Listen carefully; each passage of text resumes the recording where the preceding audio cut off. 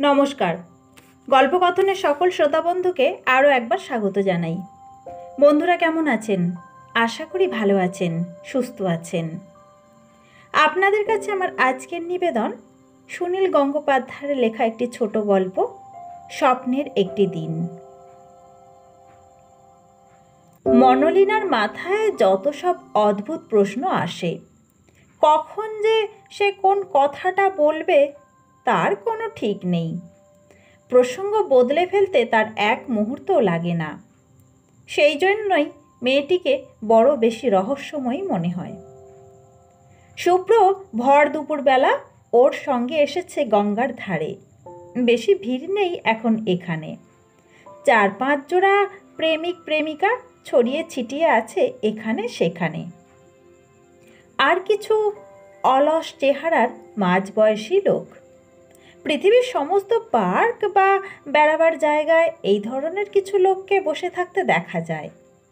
তবুও অনেক বেঞ্চ খালি, কিন্তু একটাও পছন্দ নয় মনোলিনার। বেশ সুন্দর গাছের ছায়ার নিচে ফাঁকা বেঞ্চ দেখেও সে বলছে, এখানে নয়। শুভ্র হেসে বলল, তোমার যদি বসতে ইচ্ছে না করে আমরা হেঁটে বেড়াতে পারি। আমার রোদ্দুরের মধ্যে হাঁটতে ভালো লাগে। মনোলিনা জিজ্ঞেস করল, হাঁটু পর্যন্ত কাদার মধ্যে তুমি হেঁটেছ কখনো? শুভ্র বলল, হ্যাঁ, কেন হাঁটব না? শেষবার কবে? এমনই কলকাতা শহরের কাদা নয়, হাঁটু পর্যন্ত কাদা। শুভ্র একটু মুশকিলে পড়ল। ঠিক বলা শক্ত। শেষবার কবে সে কাদার মধ্য দিয়ে হেঁটেছে বারবার ছেলেবেলার কথা মনে পড়ে। যেন শুভ্র একটা বাচ্চা ছেলে, ইচ্ছে করে কাদার মধ্যে দৌড়াদৌড়ি করছে কোনো এক অচেনা নদীর ধারে। শুভ্র সময় নিচ্ছে দেখে।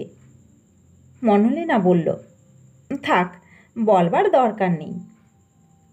মনে পড়েছে, একবার সুন্দরবন গিয়েছিলাম। নৌকা থেকে নেমে দারুণ কাদা। ঝিনুকের টুকরোয় আমার পা কেটে গিয়েছিল। কতদিন আগে? 8-9 বছর হবে। দাঁড়াও, হিসেব করে দেখছি। না, ঠিক 11 বছর আগে। তখন আমি ফ্রক পরতাম। মনোলিনার বয়স 20-21-এর বেশি নয়।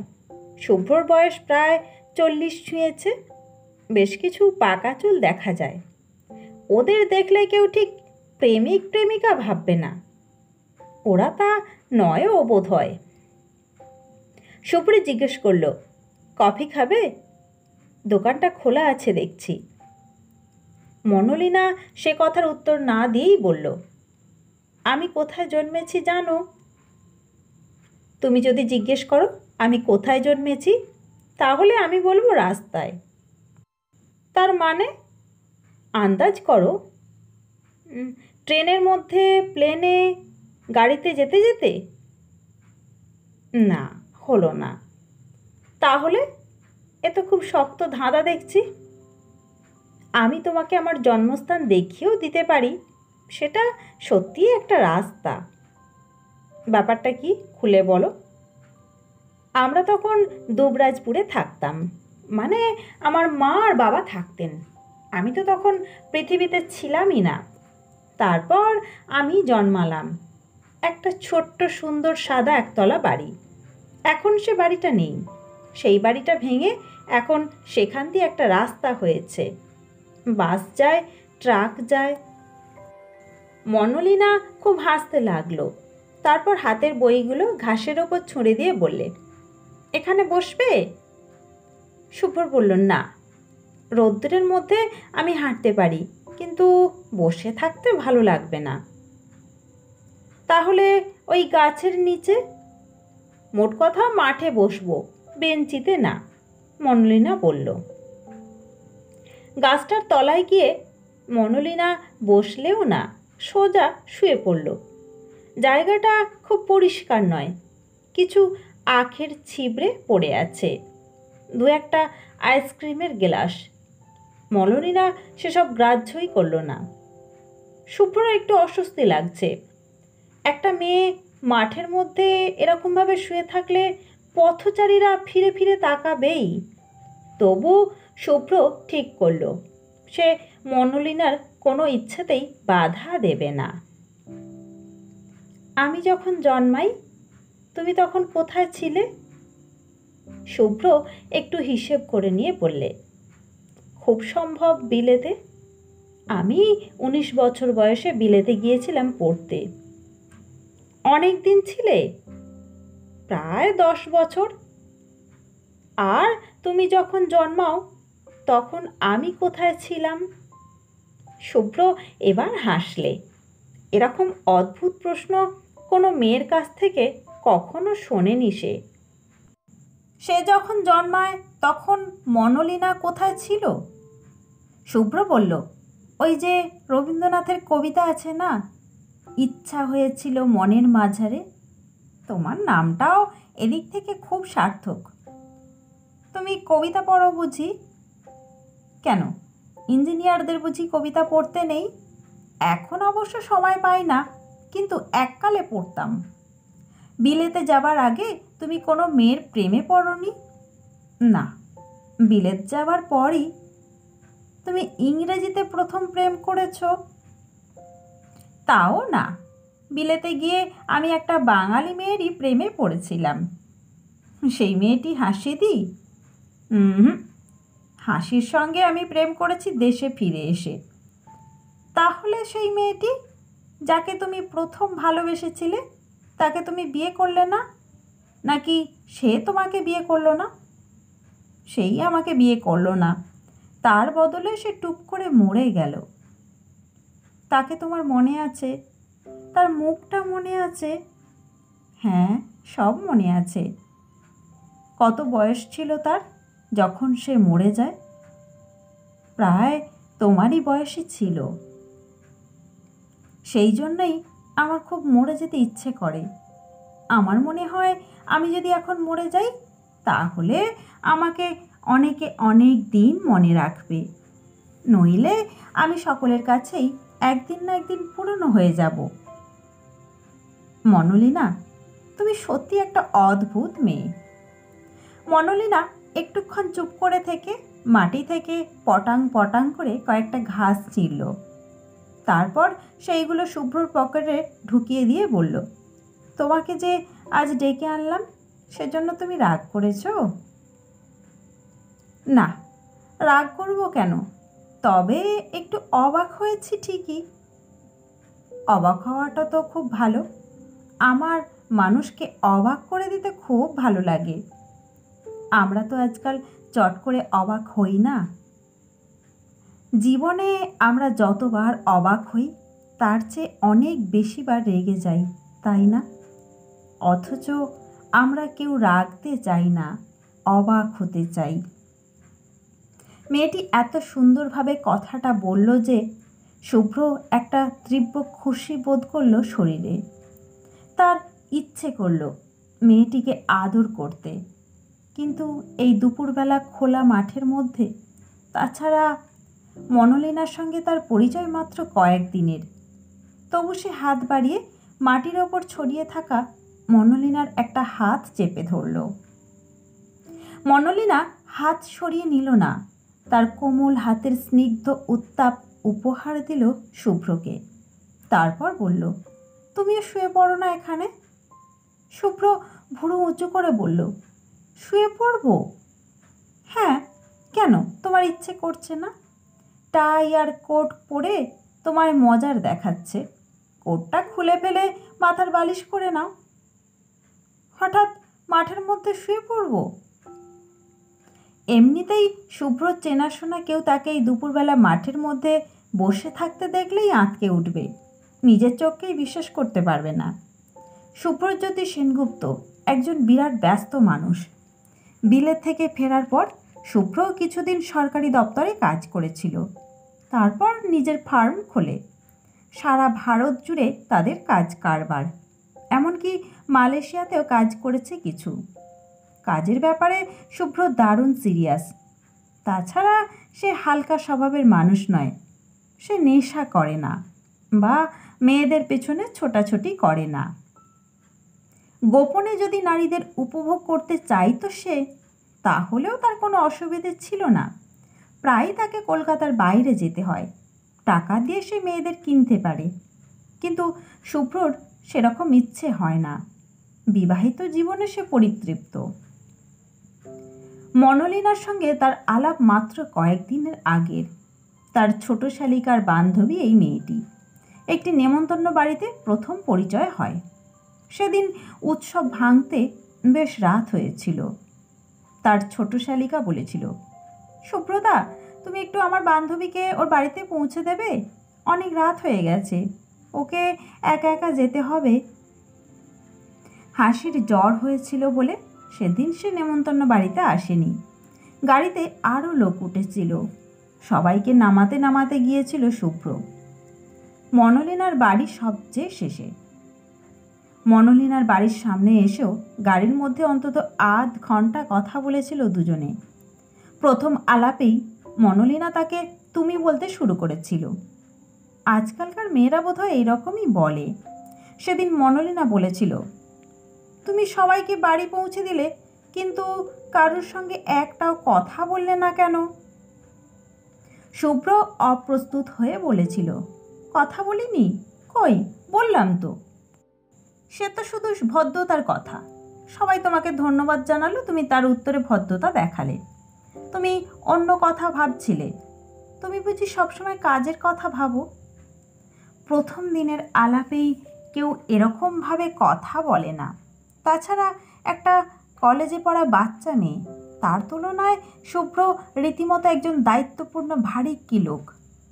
সেদিন গাড়ি থেকে নামবার সময় মনোলিনা বলেছিল, পাইপ খাও? এক এক সময় তোমার চোখ বুজে যায়। আমি লক্ষ্য করছিলাম, যারা লোকজনের মাঝখানে চোখ বুজে পাইপ টানে তাদের সেই সময়টায় খুব বোকা বোকা দেখায়। শুভ্র এ কথা শুনে রাগ করবে না বিরক্ত হবে ঠিক করতে পারছিল না। মনোলিনা তক্ষুনি আবার বলেছিল, এবার থেকে চেষ্টা করে চোখ খুলে রেখো, তুমি তো আর সত্যি সত্যি বোকা নও। শুভ্র এরপর তার ছোট শালিকা জয়িতাকে বলেছিল, তোমার বান্ধবীটি ভারী অদ্ভুত তো, কীরকম যেন কথা বলে।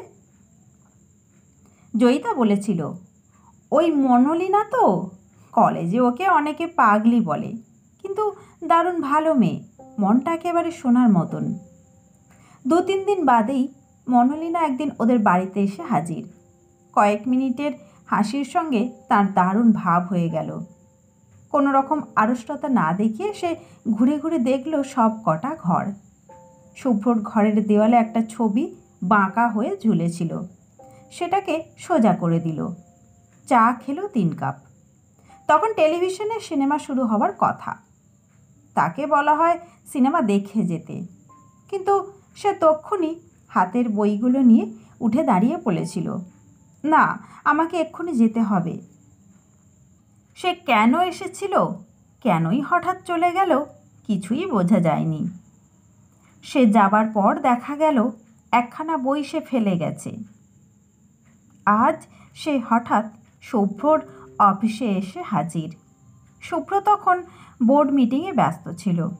অন্য যে কেউ হলে সে দেখাই করতো না, কিন্তু হাজারোক একটি যুবতী মেয়ে এবং ছোট শালিকার বান্ধবী, সুতরাং পুরোপুরি অবজ্ঞা করা যায় না। হাতের কাজ খানিকটা সরিয়ে রেখে সে মনোলিনাকে নিজের ঘরে ডেকে পাঠিয়ে জিজ্ঞেস করেছিল, কি ব্যাপার? যেন কত কালের চেনা। এই রকমভাবেই মনোলিনা বলেছিল, তোমার অফিসটা দেখতে এলাম। একজন মানুষকে শুধু নেমন্তন্ন বাড়িতে দেখলে চেনা যায় না, নিজের বাড়িতে, অফিসে সে নিশ্চয়ই আলাদা আলাদা মানুষ। শুভ্র বলেছিল, বিভিন্ন পরিবেশে মানুষ তো খানিকটা আলাদা হয়ে যায়, এতে আর আশ্চর্যের কি আছে? তুমি আমার সঙ্গে একটু বেরোবে? গঙ্গার ধারে বেড়াতে যাব। শুভ্র আকাশ থেকে পড়েছিল। অফিসে হাজার ব্যস্ততার মধ্যে নিঃশ্বাস ফেলার পর্যন্ত সময় থাকে না। অন্যের অফিস নয় যে শুভ্র মাঝে মাঝে ফাঁকি মারবার চেষ্টা করবে। এটা তার নিজের অফিস। তাছাড়া দুপুরবেলা গঙ্গার ধারে বেড়ানো সে তো কলেজের ছেলেদের ব্যাপার। শুভ্র বলেছিল, তোমার গঙ্গার ধারে বেড়াতে ইচ্ছে করছে, আমার সঙ্গে কেন? তোমার নিজের বন্ধু টন্ধু নেই? কেন থাকবে না? অন্য অনেকের সঙ্গেই তো বেড়াতে যাই। আজ তোমার সঙ্গেই যেতে ইচ্ছে করছে, তুমি যাবে না? শুভ্র বলতে যাচ্ছিল না, এটা একটা অবাস্তব ব্যাপার। অফিসের জরুরি কাজকর্ম ফেলে সে একটা বাচ্চা মেয়ের সঙ্গে গঙ্গার ধারে হাওয়া খেতে যাবে? মনোলিনা সরল ঝকঝকে দুটো চোখ মেলে তাকিয়েছিল তার দিকে, যেন এই মেয়েটিকে কিছুতেই আঘাত দেওয়া যায় না। তখন হঠাৎ শুভ্র ভেবেছিল, একদিন নিয়মের ব্যতিক্রম করলেই বা ক্ষতি কী? দেখাই যাক না এই মেয়েটি তার কাছে কী চায়। অফিসের সমস্ত লোককে বিস্মিত করে শুভ্রজ্যোতি সেনগুপ্ত দুপুর 3টের সময় বেরিয়ে পড়েছিল একটি সুন্দরী যুবতী মেয়ের সঙ্গে। শুভ্র বলল, আমি টাই পরে আছি বলে তোমার খারাপ লাগছে? আচ্ছা, খুলে ফেলছি। মনোলিনা বলল, তুমি এই মাঠের ওপর শুয়ে পড়তে লজ্জা পাচ্ছ, কিন্তু শুয়ে থাকলে কতখানি আকাশ দেখা যায়। শুয়ে আকাশ দেখা মানুষের ভাগ্যে খুব কম হয়। শুভ্র খুলে ফেলল কোটটা, সেটা সাবধানে ভাঁজ করে রেখে সেও শুয়ে পড়ল। হচ্ছে যখন ছেলে মানুষের চূড়ান্তই হোক। এই অবস্থায় শুয়ে থাকা আইন বিরুদ্ধ কিনা কে জানে, যদি তাদের পুলিশ ধরে। মনোলিনা পাশ ফিরল শুভ্রর দিকে। শুভ্রর বুকের ওপর সে নিজের এক হাত রেখে বলল, তুমি জানো না, তোমার মুখখানা এখন একেবারে অন্য রকম দেখাচ্ছে। তুমি নিজেই দেখলে বোধহয় চিনতে পারবে না। আমি এখন সত্যি একটা অন্য মানুষ। তুমি ফুল ফোটা দেখেছ? ফুল ফোটা মানে কি ফুল? যে কোনো ফুল। গাছে প্রথমে একটা কুঁড়ি এলো, তারপর আস্তে আস্তে একটু একটু করে সেটা ফুটলো, একদিন পুরোপুরি ফুল হলো, তারপর আবার ঝরে গেল। না, দেখিনি। ফুল অনেক দেখেছি, ফুলের মালা, ফ্লাওয়ার ভাসে সাজানো ফুল। ফুলের চেয়েও ফুল ফোটা বেশি ভালো লাগে। কি করে দেখব বলো, আমরা শহুরে মানুষ। অনেক বাড়ির ছাদে ফুলের টব থাকে। হাসি কয়েকটা টব রেখেছিল ছাদে, তারপর ঠিক মতন যত্ন নিতে পারেনি। তুমি যত্ন করনি? আমি? আমার সময় কোথায়? একটি অল্প বয়সী বাচ্চা এসে দাঁড়িয়েছে ওদের পাশে, পয়সা চাইছে। গাছতলার ছায়ায় স্নিগ্ধ বাতাসের মধ্যে থেকে শুয়ে শুভ্র যেন সত্যি এক নতুন জীবনের স্বাদ পেয়েছে। এই সময় ভিখিরির উৎপাত তার ভালো লাগলো না। ভিখিরিদের বিদায় করার সবচেয়ে ভালো উপায় 2-4টে পয়সা দিয়ে বিদায় করা, কিন্তু একজনকে দিলেই আরও আসবে। তাছাড়া শুভ্রর কাছে একেবারে খুচরো পয়সা নেই।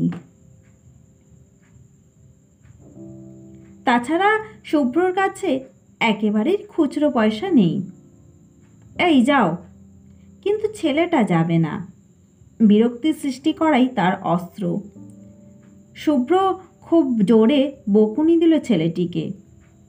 মনোলিনা তার ছোট্ট ব্যাগ খুলে একটা 10 পয়সা বার করে শুভ্রর হাতে দিয়ে বলল, এই নাও। মনোলিনা তো নিজেই ভিক্ষে দিতে পারত ছেলেটিকে, তার বদলে পয়সাটা সে শুভ্রর হাতে দিল কেন?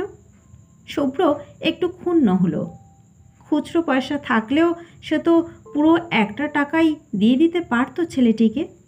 তার কাছে 1 টাকার দাম কিছুই নয়।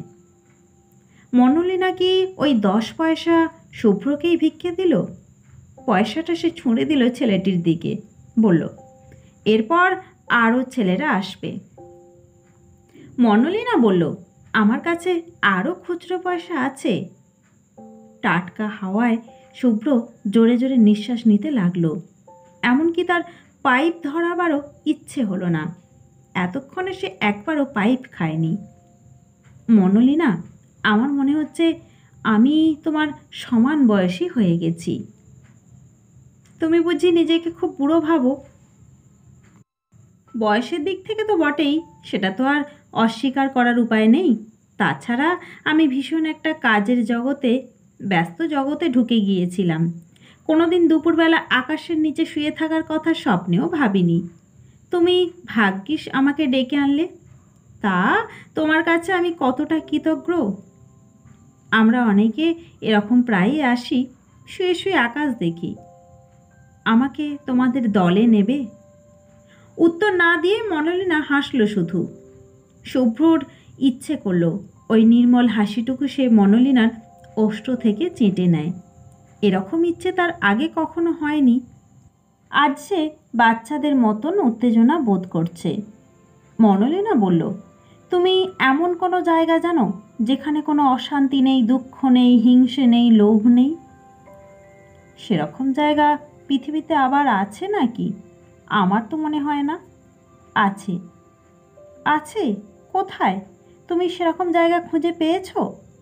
না, এখনো খুঁজে পাইনি, কিন্তু কোথাও না কোথাও আছে নিশ্চয়ই। যতদিন সে জায়গাটা খুঁজে না পাই, ততদিন মনে মনে সেরকম জায়গা বানিয়ে নিতে পারি। এরকম আকাশের নিচে শুয়ে চোখ বুজে। তুমি চোখ বুজে দেখো। শুভ্র সত্যি চোখ বুজল। অমনি তার মনে পড়ে গেল অফিসে ফেলে রেখে আসা কাজের কথা। সে বিরক্ত হয়ে উঠল নিজের ওপর। সব কিছু ভুলে যেতে চাইল। একটু পরেই মনে হলো সে বুঝি হঠাৎ ঘুমিয়ে পড়বে। ঘুমের মধ্যে একটা লোভহীন, হিংসাহীন, শান্তিময় জায়গা আছে বটে। শুভ্র উঠে বসল। মনোলিনা তখনও চোখ বুজে আছে। এই মেয়েটি তার কাছে কি চায়? মনোলিনা, সত্যি করে বলো তো, তুমি আমাকে এখানে ডেকে আনলে কেন? এমনি। এমনি? কিন্তু যদি আমার নেশা ধরে যায়, যদি আমি বারবার তোমার সঙ্গে এখানে আসতে চাই? তা তুমি চাইবে না। যদি চাই, আমাকে ডেকো, আমি আসব। কিন্তু কেন আসবে? আমি তোমার কে? তোমার নিশ্চয়ই অনেক সমবয়সী বন্ধু বান্ধব আছে। ইস, 5টা বাজলো, আমাকে অফিসে যে একবার ফিরতেই হবে। চলো ফিরে যাই। যেতে ইচ্ছে করছে না, কিন্তু উপায় নেই, যেতেই হবে। একবার অন্তত কিছু বলে আসিনি। আমি না ফেরা পর্যন্ত অনেকেই বসে থাকবে। চলো। তুমি কোন দিকে যাবে? আমি অন্যদিকে, একটু এগোলেই বাস পেয়ে যাব। আমি ট্যাক্সি নিচ্ছি, তোমায় কোথায় নামিয়ে দেব? না। তুমি আর কখনো নিজে থেকে এসে আমায় ডাকবে? কি জানি। আজ তবে কেন এলে? কেন হঠাৎ ডাকলে? এমনিই ইচ্ছে হলো। মনোলিনা, তুমি এত সুন্দর। তুমি আজ আমাকে কি চমৎকার 2টি ঘন্টা উপহার দিলে। যদি আবার তোমার সঙ্গে দেখা করতে চাই, কিংবা যদি আমি তোমাকে ভালোবাসতে চাই, মানুষকে মানুষ ভালোবাসবে, এই তো স্বাভাবিক। সেরকম ভালোবাসা নয়। আমি যেন তোমাকে বহুকাল ধরে চিনি। তুমি আর আমি খুব কাছের মানুষ। চোখ বুজে পাশাপাশি শুয়ে থাকলে এই রকম মনে হয়। তারপর চোখ খুলে খানিকক্ষণ চেয়ে থাকবার পর সেটা ভেঙে যায়। মনোলিনা চট করে উঠে দাঁড়ালো। তারপর শুভ্রর দিকে হাত বাড়িয়ে দিয়ে বলল, ওঠো, তোমার দেরি হয়ে যাবে। শুভ্রর পিঠে ধুলো লেগেছিল। মনোলিনা সযত্নে ঝেড়ে দিল পিঠটা। শুভ্র যেন একটি শিশু। তারপর শেষ বিকেলের রঙিন আলোর মতো ঝলমলিয়ে হেসে মনোলিনা বলল, যারা খুব কাছের মানুষ, কিছুক্ষণের জন্য তাদের কাজ ভুলিয়ে দিতে আমার খুব ভালো লাগে। আবার দেখা হবে? হ্যাঁ, যখন তোমার ইচ্ছে হবে। আর দেরি করা যায় না। শুভ্রকে এগিয়ে আসতেই হলো রাস্তার দিকে। সহজেই পাওয়া গেল ট্যাক্সি, কিন্তু মনোলিনা কিছুতেই রাজি হলো না সেই ট্যাক্সিতে চাপতে। সে হাঁটবে। শুভ্রর ট্যাক্সি ঘুরে গেল উল্টো দিকে। পিছন দিকে ঘাড় ঘুরিয়ে সে অনেকক্ষণ ধরে দেখল মনোলিনা মাথা নিচু করে হাঁটছে আস্তে আস্তে, যেন সে দিগন্তের মধ্যে মিলিয়ে যাবে। পাইপ জ্বালবার জন্য কোটের পকেটে হাত দিয়ে অন্য কি যেন টের পেল শুভ্র, এক মুঠো ঘাস। মনোলিনা একসময় তার পকেটে ভরে দিয়েছিল, সেগুলি ফেলে দিতে গিয়েও ফেলল না শুভ্র। অফিসে ফিরে এসে রেখে দিল নিজের ড্রয়ারে। তারপর আবার আগেকার মতন দিন কাটাতে লাগলো সেই একঘেয়ে ব্যস্ততায়। এক সপ্তাহের মধ্যেই তাকে অফিসের কাজে যেতে হলো দিল্লি। ফিরে এলো 2 দিন বাদেই। মনোলিনা আর আসেনি। মনোলিনার কথা হঠাৎ হঠাৎ মনে পড়ে যায় শুভ্রর। এক এক সময় বুকটা মুচড়ে ওঠে। মনোলিনাকে যখন সে জিজ্ঞেস করেছিল আবার দেখা হবে, তার উত্তরে সে বলেছিল, যখন তোমার ইচ্ছে হবে। শুভ্রর কি ইচ্ছে হয় না? কিন্তু ইচ্ছেটাই সব নয়। মনোলিনা তার কাছে কিছু চায়নি। শুভ্র খুব ভালো মতন ভেবে দেখেছে মেয়েটির অন্য কোনো মতলব ছিল না। সে শুভ্রকে প্রলোভন দেখিয়ে প্রেমে পড়তে চায়নি। শুভ্রর টাকা পয়সা প্রতিপত্তি আছে, কিন্তু সে সম্পর্কে কোনো আগ্রহই দেখায়নি মনোলিনা। একটা পয়সা খরচ হয়নি তার জন্য, বরং মনোলিনাই 10টা পয়সা দিয়েছিল শুভ্রর হাতে, যেন সে প্রচুর সম্পত্তির মালিক। সেইভাবে বলেছিল আরও অনেক খুচরো পয়সা আছে। মনোলিনা আর কিছু চায়নি, শুধু তার ইচ্ছেটুকু চেয়েছিল। কিন্তু ইচ্ছেটাই সব নয়। ইচ্ছে থাকলেও শুভ্র আর গঙ্গার ধারে মাঠের ওপর দুপুরবেলা শুয়ে থাকার সময় করতে পারে না। মনোলিনাকে খুঁজে বার করার চেষ্টাও সে করেনি। তার ছোট শালিকা জয়তীর কাছে মনোলিনার খোঁজ নিতে লজ্জা পেয়েছে। এমনকি মনোলিনার বাড়িও সে চেনে। একদিন মাঝরাতে পৌঁছে দিয়েছিল। কিন্তু শুভ্র কি হঠাৎ মনোলিনার বাড়িতে উপস্থিত হয়ে বলতে পারে, তুমি আমার সঙ্গে বেড়াতে চলো? তা হয় না। সে শুভ্রজ্যোতি সেনগুপ্ত, দারুণ ব্যস্ত মানুষ। এসব ছেলে মানুষই তাকে মানায় না। মাঝে মাঝে টেবিলের ড্রয়ার খুলে সে সেই ঘাসগুলো দেখে, শুকিয়ে বিবর্ণ হয়ে এসেছে। তবু থাক। শুভ্রর দীর্ঘশ্বাস পড়ে। সেই গাছতলায় ঘাসের ওপর চিত হয়ে শুয়ে থাকা দুপুরবেলা, তার বুকের ওপর মনোলিনার একটি হাত, সেই দৃশ্যটা যেন স্বপ্ন মনে হয়। কিন্তু স্বপ্ন তো নয়, ঘাসগুলো রয়েছে। মনোলিনা জিজ্ঞেস করেছিল, তুমি যখন জন্মেছিলে তখন আমি কোথায় ছিলাম? শুভ্র বলেছিল, ইচ্ছে হয়েছিল মনের মাঝারে। এখন শুভ্রর বুকের মধ্যে মনোলিনা একটা ইচ্ছে হয়েই রইল। এতক্ষণ আপনারা শুনছিলেন সুনীল গঙ্গোপাধ্যায়ের লেখা ছোট গল্প স্বপ্নের একটি দিন। গল্পটি ভালো লাগলে ভিডিওতে একটা লাইক দিয়ে পাশে থাকতে ভুলবেন না। সকলে খুব ভালো থাকবেন। ধন্যবাদ।